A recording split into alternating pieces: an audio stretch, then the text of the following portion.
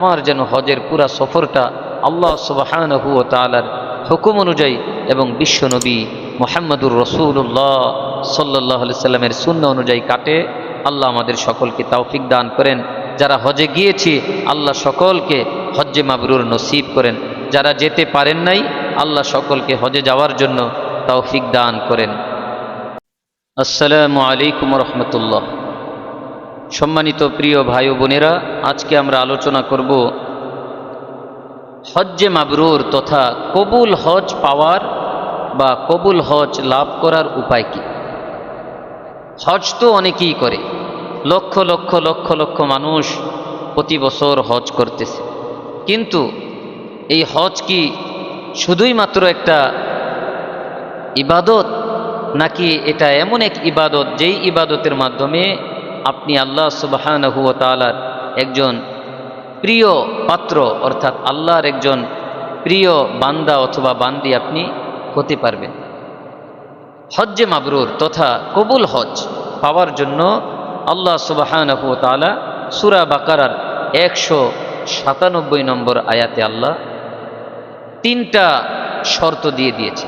যেমন আল্লাহ সুবহানাহু ওয়া তাআলা সেই আয়াতটিতে বলেন, আউযু বিল্লাহি মিনাশ শাইতানির রাজীম, আল হজ্জু আশহুরুম মা'লুমাত ফামান ফারাদা ফীহিন্নাল হজ্জা ফালা রাফাসা ওয়ালা ফুসুকা ওয়ালা জিদালা ফিল হজ্জ। আমার ভাইরা, এই আয়াতটিতে আল্লাহ সুবহানাহু ওয়া তাআলা বলেন, আল হজ্জু আশহুরুম মা'লুমাত, হজের নির্ধারিত কয়েকটি মাস রয়েছে। ফামান ফারাদা ফীহিন্নাল হজ্জা, সুতরাং এই মাসগুলোতে যারা হজ করবে, ফালা রাফাসা, তারা যেন কোনো অশ্লীল কথা অথবা কাজে জড়িত না হয়, ওয়ালা ফুসুক, কোনো পাপাচারে লিপ্ত না হয়, ওয়ালা জিদালা ফিল হজ, কোনো ঝগড়ায় লিপ্ত না হয়। বিশ্বনবী মুহাম্মদুর রাসূলুল্লাহ সাল্লাল্লাহু আলাইহি ওয়াসাল্লামের একটি হাদিসে আমরা দেখতে পাই, হাদিসটি সহিহ বুখারীর 1521 নম্বর হাদিস। হাদিসের বর্ণনাকারী হযরত আবু হুরায়রা রাদিয়াল্লাহু তাআলা আনহু, তিনি বলেন, নবী করিম সাল্লাল্লাহু আলাইহি সাল্লাম ইরশাদ করেছেন, মান হাজ্জা লিল্লাহ, যে ব্যক্তি আল্লাহকে খুশি করার জন্য হজ করলো, ফালাম ইয়ারফুস, অতঃপর সে কোনো অশ্লীল কথা অথবা কাজে লিপ্ত হলো না, ওয়ালাম ইয়াফসুক, কোনো পাপাচারে লিপ্ত হলো না, রাজাআ কায়াউমিন ওয়ালাদাতহু উম্মুহু, সে যেন নবজাতক শিশুর মতো নিষ্পাপ হয়ে ফিরে আসলো। সুবহানাল্লাহি ওয়া বিহামদি। আমার প্রিয় ভাইয়েরা, তাহলে আমরা সূরা বাকারার 197 নম্বর আয়াতে আমরা পেলাম আল্লাহ বললেন তিনটা কথা। একটা হচ্ছে অশ্লীল কথা অথবা কাজে জড়িত হওয়া যাবে না, 2 নম্বরে বললেন কোনো পাপাচারে লিপ্ত হওয়া যাবে না, 3 নম্বরে বললেন কোনো ঝগড়া বিবাদে লিপ্ত হওয়া যাবে না। নবীজি বললেন অশ্লীল কথা অথবা কোনো কাজে লিপ্ত হওয়া যাবে না, কোনো পাপাচারে লিপ্ত হওয়া যাবে না। আমার ভাইয়েরা, তাহলে আমরা এই মাকবুল হজ পাওয়ার জন্য এই কাজগুলো অবশ্যই আমাদেরকে পরিহার করতে হবে। অথচ দেখা যায় আমরা তোয়াফ করে আসলাম, উমরা করে আসলাম, অথবা নামাজ আদায় করে আসলাম, রুমে আসার পরে আমরা একে অপরে কথার মধ্যে লিপ্ত হয়ে যাই। সেই কথার মাঝে আমরা বিভিন্ন গীবত শাকায়াতের মধ্যে লিপ্ত হয়ে যাই। আপনারা সবাই জানেন গীবত একটা জঘন্যতম অপরাধ, যেটাকে রাসূলুল্লাহ সাল্লাল্লাহু আলাইহি সাল্লাম হাদিস শরীফে বলেছেন, আল গীবাতু আশাদ্দু মিনাজ জিনা, গীবত তো ব্যভিচার থেকেও নিকৃষ্ট, মারাত্মক। অথচ একজন হাজী সাহেব, তিনি কত কষ্ট করে হজ করার জন্য গিয়েছেন, কত লক্ষ লক্ষ টাকা ব্যয় করেছেন, কত আশা করে গিয়েছেন, কিন্তু শয়তান তাকে এই গীবতের মধ্যে লিপ্ত করে তার এই মাকবুল হজটা তার থেকে কেড়ে নিচ্ছে।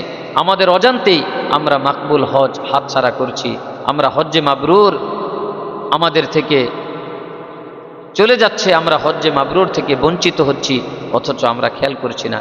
এজন্য আমার ভাইয়েরা, আমি অনুরোধ করব, আপনারা যারা হজে যাচ্ছেন, যাবেন এবং হজে গিয়েছেন, এই বিষয়টার প্রতি আপনারা খুব লক্ষ্য রাখবেন। আপনার যেন গীবত শেকায়েতের মধ্যে লিপ্ত না হতে হয়।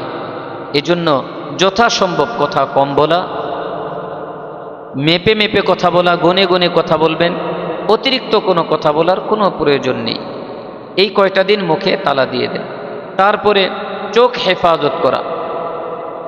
আল্লাহ সুবহানাহু ওয়া তাআলা বলতেছেন ফালা রফাসা, কোনো অশ্লীল কথা অথবা কাজে লিপ্ত হওয়া যাবে না, গালিগালাজ করা যাবে না, কাউকে অশ্লীল কথা বলা যাবে না, এবং অশ্লীল কর্মে লিপ্ত হওয়া যাবে না। যেমন বেগানা কোনো মহিলার দিকে তাকানো যাবে না। আপনি যদি যেই মহিলার দিকে তাকানো জায়েজ নাই এমন কোনো মহিলার দিকে, নারীর দিকে আপনি তাকান, তাহলে আপনার চোখের জিনা হয়ে গেল। নবীজি বলছেন আল আইনানি তাজনিয়ানি ওয়া জিনাহুমা আন নজরু, চোখ দুটো জিনা করে, আর চোখের জিনা হচ্ছে নজর, দেখা। আপনি কোনো পরনারীর দিকে তাকালেন, দেখলেন, আপনার চোখের জিনা হয়ে গেল, অশ্লীল কাজে লিপ্ত হয়ে গেলেন, আপনার হজ্জে মাবরুর হাতছাড়া হয়ে গেল। এমনিভাবে আপনি অ্যান্ড্রয়েড মোবাইল, আপনার এই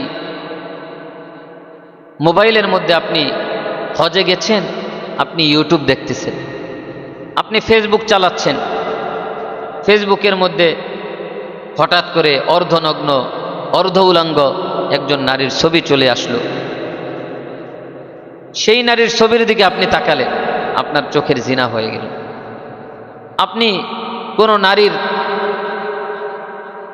গান শুনলেন, আপনার কান দিয়ে অপরাধ হয়ে গেল, অশ্লীলতার মধ্যে জড়িয়ে পড়লেন। ঠিক তেমনিভাবে আমরা হজে গিয়ে সেলফি তোলায় ব্যস্ত হয়ে যাই। হজের আসওয়াদের কাছে গিয়েছেন, আরেকজনকে বলতেছেন ভাই একটা সেলফি তুলে দেন, ওই সেলফিটা আপনি ফেসবুকে প্রচার করতেছেন। অর্থাৎ আপনি রিয়ার মধ্যে ঢুকে গেলেন। আপনি আপনার হজটাকে মানুষের কাছে প্রকাশ করা এবং মানুষের প্রশংসা পাওয়ার জন্য আপনি সেটা অনলাইনে, যে কোনো একটা ফেসবুক হোক, মেসেঞ্জার হোক, ইউটিউব হোক, আপনি এটাকে শেয়ার করলেন। হতে পারে আপনার থেকে ইখলাসটা বিদায় নিবে, আপনি রিয়ার মধ্যে ঢুকে যাবেন। এভাবে আপনি হজ্জে মাবরুর তথা মাকবুল হজ থেকে মাহরুম হয়ে গেলেন। এজন্য আমার ভাইয়েরা, হজ যেন শুধু আমি বাংলাদেশ থেকে গেলাম, সেখানে কয়েকদিন থাকলাম, কিছু বিধান পালন করলাম, মন মতো চললাম, এটা না হয়। আমার যেন হজের পুরা সফরটা আল্লাহ সুবহানাহু ওয়া তাআলার হুকুম অনুযায়ী এবং বিশ্বনবী মুহাম্মদুর রাসূলুল্লাহ সাল্লাল্লাহু আলাইহি সাল্লামের সুন্নাহ অনুযায়ী কাটে। আল্লাহ আমাদের সকলকে তৌফিক দান করেন। যারা হজে গিয়েছি আল্লাহ সকলকে হজ্জে মাবরুর নসিব করেন। যারা যেতে পারেন নাই আল্লাহ সকলকে হজে যাওয়ার জন্য তৌফিক দান করেন। আমিন। আসসালামু আলাইকুম ওয়া রাহমাতুল্লাহ।